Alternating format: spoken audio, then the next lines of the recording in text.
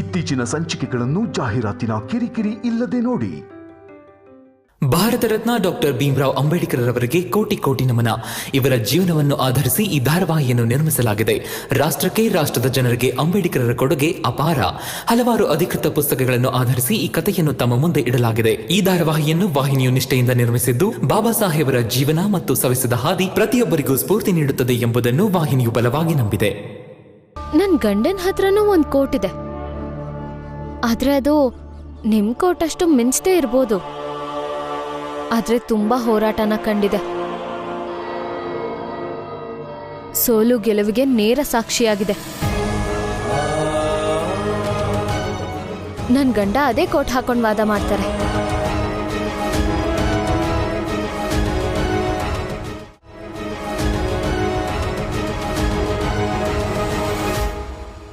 ವಕೀಲ್ sir, ಏನಿದು? ನಿನ್ನೆ ರಾತ್ರಿ ಸಿಕ್ಕಾಪಟ್ಟೆ ಹಾರಾಡ್ತಿದ್ರಿ, ನೋಡಿದ್ರಾ? ಈ ರಮಾಬಾಯಿ ನಮಗೆ ಹೇಗೆ ಹೇಳಿ ಹೋಗ್ತಿದ್ದಾಳೆ. ನಿನ್ನೆ ಹೇಳ್ತಿದ್ರಿ ಆ ಭೀಮ್ರಾವ್ನ ಆಸ್ಪತ್ರೆಯಿಂದ ದೂರ ಇರಿಸ್ತೀನಿ ಅಂತ. ಈಗ ನೋಡಿ, ಆ ಭೀಮ್ರಾವ್ ಆಸ್ಪತ್ರೆನೇ ನ್ಯಾಯಾಲಯ ಮಾಡ್ಕೊಂಡಿದ್ದಾನೆ. ಏನ್ ಮಾಡ್ತೀರಾ ಈಗ? ಸ್ವಲ್ಪ ಸಮಾಧಾನವಾಗಿರಿ, ನಕಾರಾತ್ಮಕವಾಗಿ ಮಾತಾಡ್ಬೇಡಿ. ಭೀಮ ವಾದಕ್ಕೆ ನಿಂತ್ಕೊಳ್ಳಿ, ಅವನ್ನ ಧೂಳಿಪಟ ಮಾಡಿ ಕಳಿಸ್ತೀನಿ. ನಡೀರಿ.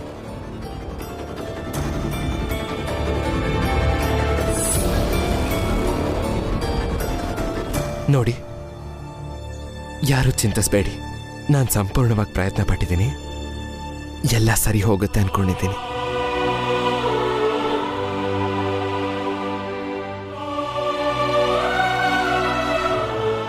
ಭೀಮ್ರಾವ್, ಕೋರ್ಟ್ ಇಲ್ಲಿಗೆ ಸ್ಥಳಾಂತರ ಆಗ್ತಿದೆ.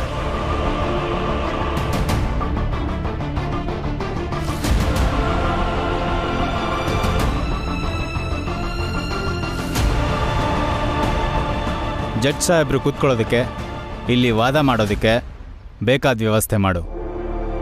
ಆಗ್ಲಿ. ನಾನು ಹೇಳಿದ್ನಲ್ಲ ನಿಮ್ಮ ಹತ್ರ, ಸಂಪೂರ್ಣವಾಗಿ ಪ್ರಯತ್ನ ಪಟ್ಟಿದ್ದೀನಿ ಅಂತ. ಆ ಪ್ರಯತ್ನ ಫಲ ಕೊಟ್ಟಿದೆ. ಆಸ್ಪತ್ರೆಯಲ್ಲೇ ಕೋರ್ಟ್ ನಡಿಬೇಕು ಅಂತ ಅರ್ಜಿ ಹಾಕಿದ್ದೆ. ಜಡ್ಜ್ ಸಾಹೇಬ್ರು ಇದೇ ಆಸ್ಪತ್ರೆಯಲ್ಲಿ ಕೂತ್ಕೊಂಡು ತಮ್ಮ ತೀರ್ಪನ್ನ ನಮ್ಮೆಲ್ರಿಗೂ ಹೇಳ್ತಾರೆ.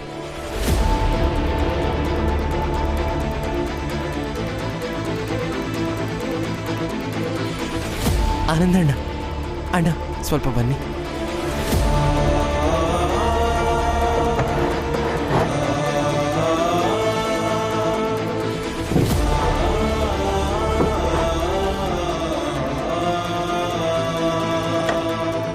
ಒಳ್ಳೇದಾಯ್ತು, ಕೋರ್ಟ್ ಕಲಾಪ ಇಲ್ಲೇ ನಡೀತಿರೋದು. ಇಲ್ಲೇ ತೀರ್ಪು ಕೊಟ್ರೆ ಎಲ್ರನ್ನೂ ಆಗಿಂದಾಗ್ಲೇ ಓಡ್ಸಕ್ ಅನುಕೂಲ ಆಗುತ್ತೆ. ಡೇವಿಡ್ ಸರ್ ಬಹುಶಃ ಇದಕ್ಕೂ ಸಿದ್ಧವಾಗೇ ಇರ್ತಾರೆ ಅನ್ಸುತ್ತೆ. ಅಲ್ದೆ ತನಗ್ ತಾನೇ ದೊಡ್ಡ ವಕೀಲ ಅನ್ಕೊಂಡ್ರು ಭೀಮ್ರಾವ್ ಕೊಬ್ನ ಖಂಡಿತ ಇಳಿಸ್ತಾರೆ. ಸೋಲೋದಕ್ಕೆ ಸಿದ್ಧವಾಗಿರೋ ಭೀಮ್ರಾವ್, ಸ್ವಲ್ಪ ತಾಳ್ಮೆ ಇರಲಿ. ಮೊದಲು ಕಾರ್ಯಕಲಾಪ ಶುರು ಆಗ್ಲಿ, ಆಮೇಲೆ ನೋಡೋಣ ಯಾರು ಸೋಲ್ತಾರೆ ಯಾರು ಗೆಲ್ತಾರೆ. ನೋಡೋಣ, ಗೆಲುವು ನಮ್ಮದೇನೆ.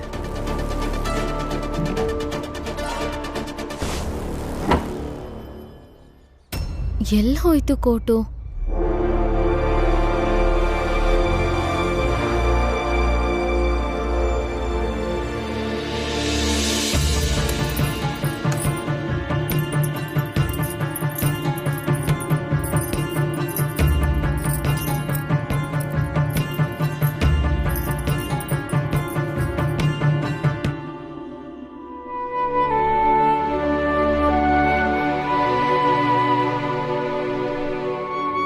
ಪಾಪ ಇದನ್ ಹೇಗ್ ಹಾಕೋತಾರೆ?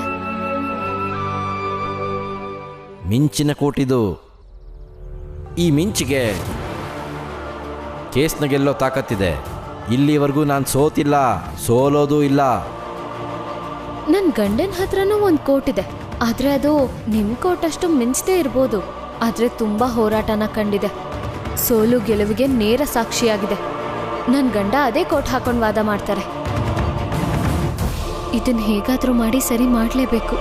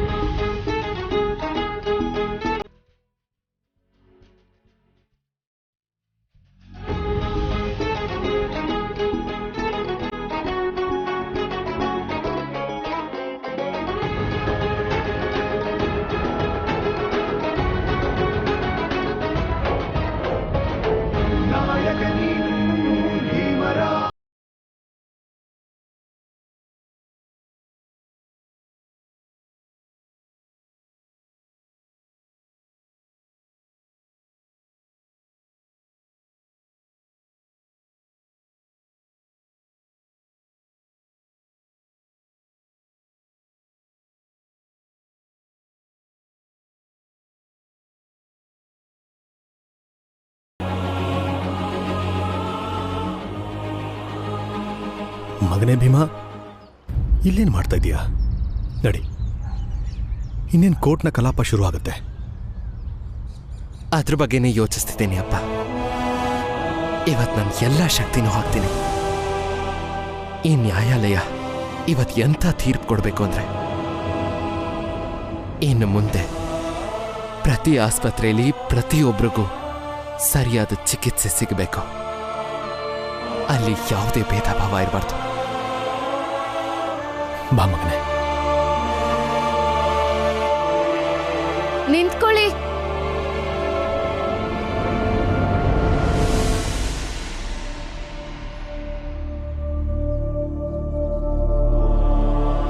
ಈ ಕೋಟು ವಕೀಲರು ಹಾಕೊಳ್ಳೋ ಕೋಟ್ ಅಲ್ಲದೆ ಇರ್ಬೋದು, ಆದ್ರೆ ಈ ಕೋಟ್ ಅದೆಷ್ಟೋ ಹೋರಾಟಗಳನ್ನ ನೋಡಿದೆ. ತಗೊಳ್ಳಿ ಮಾವ, ನೀವೇ ಹಾಕಿ. ಮಗಳೇ, ನೀನೇ ಹಾಕು. ಈ ಕೋಟ್ನ ನಾನು ಹಾಕೋದಕ್ಕಿಂತ ನೀನ್ ಹಾಕ್ಸಿದ್ರೆ ಚೆನ್ನಾಗಿರುತ್ತೆ. ಆದ್ರೆ ನೀನೇ ಹಾಕು.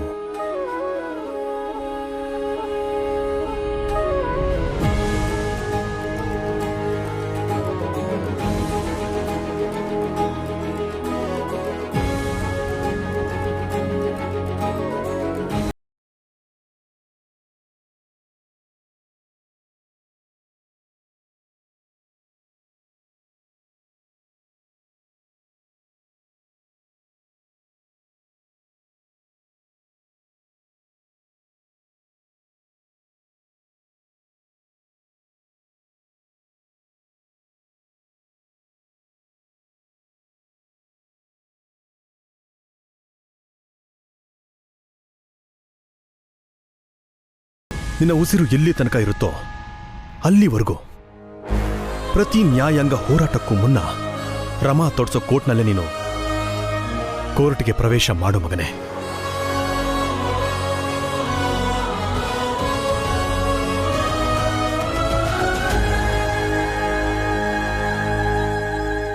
ಜಡ್ಜ್ ಸರ್, ನಾನು ಲಾಯರ್ ಅಲ್ಲ. ಆದ್ರಿಂದ ಒಬ್ಬ ಸಾಮಾನ್ಯ ನಾಗರಿಕನಾಗಿ ನನ್ನ ವಾದನ ಮಂಡಿಸೋದಕ್ಕೆ ಇಷ್ಟಪಡ್ತೀನಿ. ಅನುಮತಿ ನೀಡಲಾಗಿದೆ. ಕೋರ್ಟ್ನ ಕಲಾಪ ಪ್ರಾರಂಭ ಮಾಡಿ. ಮೈಲಾರ್ಡ್, ಒಂದು ಸಾಮಾನ್ಯ ವಿಷಯವನ್ನು ಸಹ ಇವರು ಅರ್ಥ ಮಾಡ್ಕೊಳ್ಳೋ ಸ್ಥಿತಿಲಿಲ್ಲ. ಆಸ್ಪತ್ರೆ ಅನ್ನೋದು ಸಮಾಜದ ಅವಿಭಾಜ್ಯ ಅಂಗ. ತಮಗೆ ತಿಳಿದಿರುವಂತೆ ಈ ಸಮಾಜದಲ್ಲಿ ವರ್ಣ ಜಾತಿಗಳಿವೆ. ಆದ್ರಿಂದ ಈ ಆಸ್ಪತ್ರೆ ಕೂಡ ವರ್ಣ ಜಾತಿಗಳಿಂದ ಹೊರತಲ್ಲ, ಸಾಮಾನ್ಯ ಕೂಡ. ಆದರೆ ಈ ಭೀಮರಾವ್ ಇದನ್ನು ಒಪ್ಕೊಳ್ಳೋಕ್ಕೆ ತಯಾರಿಲ್ಲ. ಭೀಮರಾವ್ ಪ್ರಕಾರ ಎಲ್ಲ ಸ್ತರದ ಜನರಿಗೂ ಒಂದೇ ರೀತಿಯ ಚಿಕಿತ್ಸೆ ನೀಡಬೇಕಂತೆ.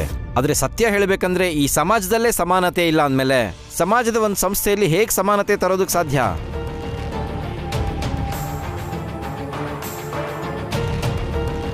ಇದಕ್ಕಾಗಿ ಮಾತಿಗೆ ಮಾತು ಬೆಳೆದಿದೆ.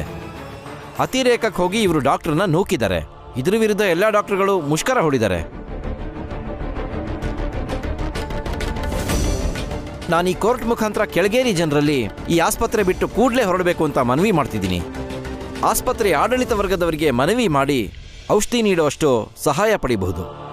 ಇಷ್ಟೇ ಸರ್ ನಮ್ಮ ವಾದ.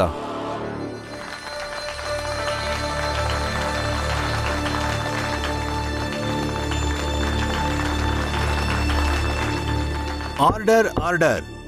ಜಡ್ಜ್ ಸರ್, ಮೊದಲನೇದಾಗಿ ಇವರು ನಾನು ಡಾಕ್ಟರ್ನ ತಳ್ಳಿದೆ ಅಂತ ಸುಳ್ಳು ಆರೋಪ ಹಾಕ್ತಿದ್ದಾರೆ. ತಾವು ಬೇಕಿದ್ರೆ ತನಿಖೆ ನಡೆಸಬಹುದು, ನಿಮಗೆ ಸತ್ಯ ಗೊತ್ತಾಗತ್ತೆ. ಎರಡನೇದಾಗಿ ವಕೀಲ್ ಸಾಹೇಬ್ರೆ, ನೀವೇ ಹೇಳೋ ಪ್ರಕಾರ ಚಿಕಿತ್ಸೆ ಭಿಕ್ಷೆಯ ರೂಪವಲ್ಲ, ಚಿಕಿತ್ಸೆ ಪ್ರತಿಯೊಬ್ಬರ ಹಕ್ಕು. ನೀವು ಹೇಳಿದ್ದನ್ನ ನಾನು ಒಪ್ಕೋತೀನಿ ವಕೀಲ್ರೆ. ಈ ಆಸ್ಪತ್ರೆ ಸಮಾಜದ ಒಂದು ಮುಖ್ಯ ಭಾಗ ಹೌದು. ಇದ್ರಿಂದಾನೆ ಹೇಗೆ ಸಮಾಜದಲ್ಲಿ ಅಸಮಾನತೆ ಇದೆಯೋ, ಹೇಗೆ ಸಮಾಜದಲ್ಲಿ ಅನ್ಯಾಯಗಳಿದೆಯೋ, ಅದೇ ರೀತಿಲಿ ಈ ಆಸ್ಪತ್ರೆ ಮತ್ತು ಅದರ ಆಡಳಿತ ವರ್ಗ ಕೆಲಸ ನಿರ್ವಹಿಸ್ತಿದೆ. ಇದೇ ತಾನೇ ನಿಮ್ಮ ಮಾತಿನ ಅರ್ಥ. ಹಾಗಾದ್ರೆ ನನಗಿರೋದು ಒಂದೇ ಒಂದು ಪ್ರಶ್ನೆ ಜಡ್ಜ್ ಸರ್. ಇಂಥ ಆಸ್ಪತ್ರೆಗಳ ಮುಂದೆ ಆಸ್ಪತ್ರೆ ಅಂತ ಯಾಕೆ ಬೋರ್ಡ್ ಹಾಕ್ತಾ ಇದ್ದಾರೆ? ಆಸ್ಪತ್ರೆ ಸಮಾಜದ ಒಂದು ಭಾಗ ಅಂದಮೇಲೆ ಆಸ್ಪತ್ರೆ ನಿರ್ಮಿಸೋದಕ್ಕೆ ಪ್ರತ್ಯೇಕ ಜಾಗದ ಅವಶ್ಯಕತೆ ಏನಿತ್ತು? ಇಲ್ಲಿ ಡಾಕ್ಟರ್ಸ್, ನರ್ಸ್ಗಳನ್ನ ನೇಮಿಸೋ ಅವಶ್ಯಕತೆ ಏನಿತ್ತು? ಹೇಗಿದ್ರು ಇಲ್ಲಿರೋ ಅನೇಕ ಮೇಲ್ವರ್ಗದ ಜನರ ಮನೆ ಬಂಗ್ಲೆ ತರ ಇದೆಯಲ್ವಾ, ಅಲ್ಲೇ ತಮ್ಮ ಜಾತಿಯವ್ರಿಗೆ ಚಿಕಿತ್ಸೆ ಕೊಡಿಸಬಹುದಲ್ವಾ? ಹಾಗಿದ್ಮೇಲೆ ಈ ಆಸ್ಪತ್ರೆ ವ್ಯವಸ್ಥೆ ಆಗ್ಬೇಕಿತ್ತು. ಭೀಮರಾವ್, ನಿಮ್ಮ ಕಾನೂನಿನ ಬಗ್ಗೆ ಜ್ಞಾನ ಇಲ್ಲ ಅನ್ಸತ್ತೆ. ನಮಗೆ ನ್ಯಾಯಾಲಯಕ್ಕೆ ಪ್ರಶ್ನೆ ಮಾಡೋ ಹಕ್ಕಿಲ್ಲ. ನ್ಯಾಯಕ್ಕಾಗಿ ಮೊರೆ ಇಡಬಹುದಷ್ಟೇ. ನಿಮ್ಮ ಮಾತು ನಿಜ ಭೀಮ್ರಾವ್. ನ್ಯಾಯಾಲಯಕ್ಕೆ ಪ್ರಶ್ನೆ ಮಾಡುವ ಬದಲು ನೀವು ನಿಮ್ಮ ತರ್ಕವನ್ನು ಮುಂದಿಡಿ, ನಿಮ್ಮ ವಾದ ಮಂಡಿಸಿ.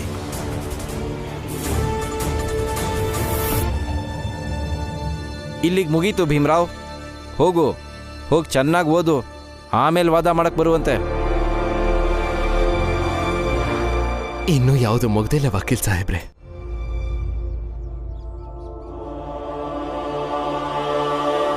ಜಡ್ಜ್ ಸರ್, ನಾನು ಕ್ಷಮೆ ಕೇಳ್ತೀನಿ. ನೀವು ಹೇಳಿದ್ ಸರಿಯಾಗಿದೆ. ಕೋರ್ಟನ್ನ ನಾವು ಪ್ರಶ್ನೆ ಮಾಡಬಾರ್ದು, ನ್ಯಾಯಕ್ಕಾಗಿ ಮೊರೆ ಇಡಬೇಕು. ನಂಜುಂಡಣ್ಣ, ಜನಾರ್ದನಣ್ಣ, ಮಂಚಯ್ಯಣ್ಣ, ಸರ್ಸಮ್ಮ, ಶಾಂತಮ್ಮ ಎಲ್ಲರೂ ಸ್ವಲ್ಪ ಹೊತ್ತು ನಿಂತ್ಕೊಳ್ಳಿ.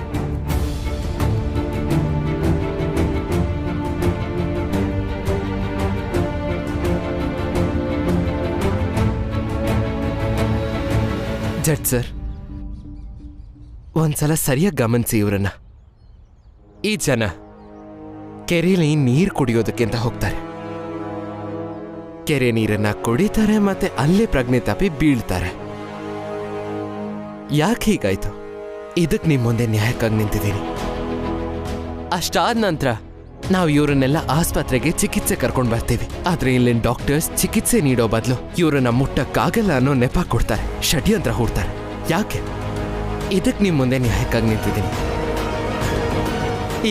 ಈಗ ಇವ್ರಿಗೆಲ್ಲ ಪ್ರಜ್ಞೆ ಬಂದಿರಬಹುದು, ಆದ್ರೆ ಇವ್ರುಗಳೆಲ್ಲ ಅತಿಯಾದ ಜ್ವರದಿಂದ ಬಳಲ್ತಾ ಇದ್ದಾರೆ. ಆದ್ರೆ ಈಗ್ಲೂ ಒಬ್ಬ ಡಾಕ್ಟರ್ ಕೂಡ ಇವ್ರಿಗೆ ಚಿಕಿತ್ಸೆ ಕೊಡೋದಕ್ಕೆ ಮುಂದಾಗ್ತಿಲ್ಲ. ಯಾಕೆ ಹೀಗೆ? ಇದಕ್ಕೋಸ್ಕರ ನಿಮ್ಮ ಮುಂದೆ ನ್ಯಾಯಕ್ಕಾಗಿ ನಿಂತಿದ್ದೀನಿ.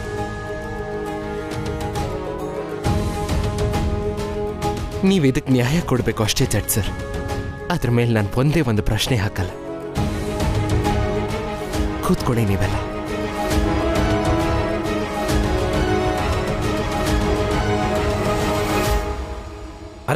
ಅರೆ ಸರ್, ಇರೋದೇ 3 ಮತ್ತೊಂದು ಜನ.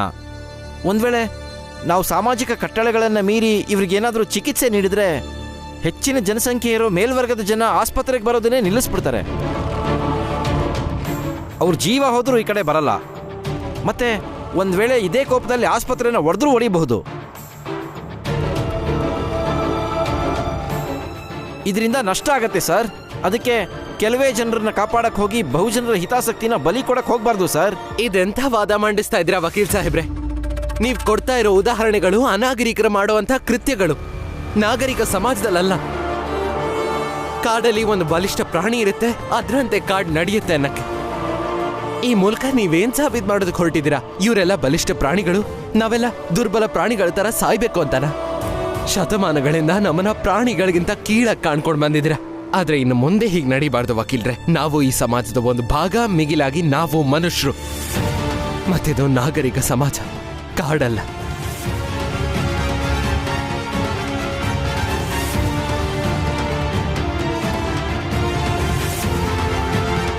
ಜಡ್ಜ್ ಸರ್, ಇದನ್ನ ಕೋರ್ಟೇ ತೀರ್ಮಾನ ಮಾಡಬೇಕು. ನಾಳೆ ದಿನ ಮುಂದಿನ ಸಮಾಜ ನಾಗರಿಕ ಸಮಾಜವಾಗಿ ಮುಂದುವರಿಬೇಕಾ ಅಥವಾ ಕಾಡು ಪ್ರಾಣಿಗಳ ತರ ಇರ್ಬೇಕಾ ಅಂತ. ಈ ಆಸ್ಪತ್ರೆಯಲ್ಲಿರೋ ಡಾಕ್ಟರ್ಗಳು ಕೂಡ ಸಮಾಜದ ಅವಿಭಾಜ್ಯ ಅಂಗನೇ. ನಿಮ್ಮನ್ನು ಮುಟ್ಟೋದ್ರಿಂದ ಅವ್ರ ಭಾವನೆಗೆ ಧಕ್ಕೆ ಬರೋ ಹಾಗಿದ್ರೆ ನಿಮಗೆ ಹೇಗೆ ಚಿಕಿತ್ಸೆ ನೀಡೋಕೆ ಸಾಧ್ಯ? ಇಲ್ಲಿ ನಿಮಗೆ ಚಿಕಿತ್ಸೆ ಸಿಗಬೇಕು ಅಂದ್ರೆ ಮೊದಲು ಈ ಸಮಾಜನ ಬದಲಾಯಿಸಿ, ಇಲ್ಲ ನಿಮ್ಮ ಜಾತಿಯಿಂದಾನೇ ಡಾಕ್ಟರ್ಗಳನ್ನ ಹುಟ್ಟಾಕಿ.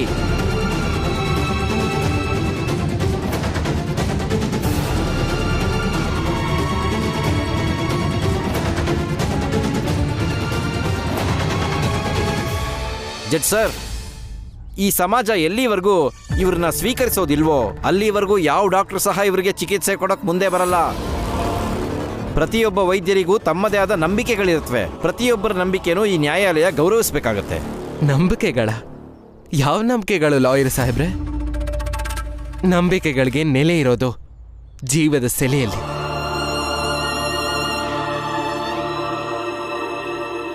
ಜೀವಕ್ಕಿಂತ ದೊಡ್ಡ ನಂಬಿಕೆ ಇನ್ಯಾವುದಿದೆ judge sir?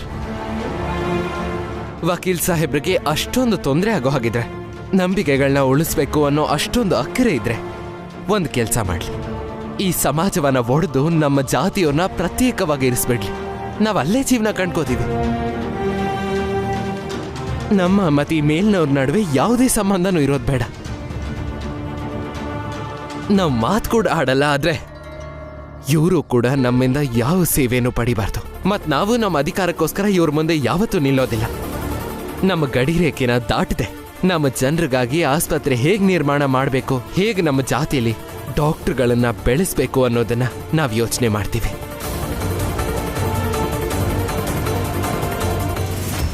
Sorry my lord, I am speaking out of my turn. ಅದ್ ಹೇಗೆ ಇವರಿಗೆ ಬೇರೆ ಜಾಗ ಕೊಡಕ್ಕಾಗತ್ತೆ? ಕೊಡಕ್ಕಾಗಲ್ಲ ಅಲ್ವಾ? ಕೊಡಕ್ಕಾಗಲ್ಲ ತಾನೆ? ಹಾಗಾದ್ರೆ ಜಡ್ಜ್ ಸರ್, ನಮಗೆ ನಮ್ಮ ಅಧಿಕಾರ ಬೇಕು. ಚಿಕಿತ್ಸೆ ಪಡೆಯೋ ಹಕ್ಕು ಮತ್ತೆ ಬದುಕೋ ಹಕ್ಕು.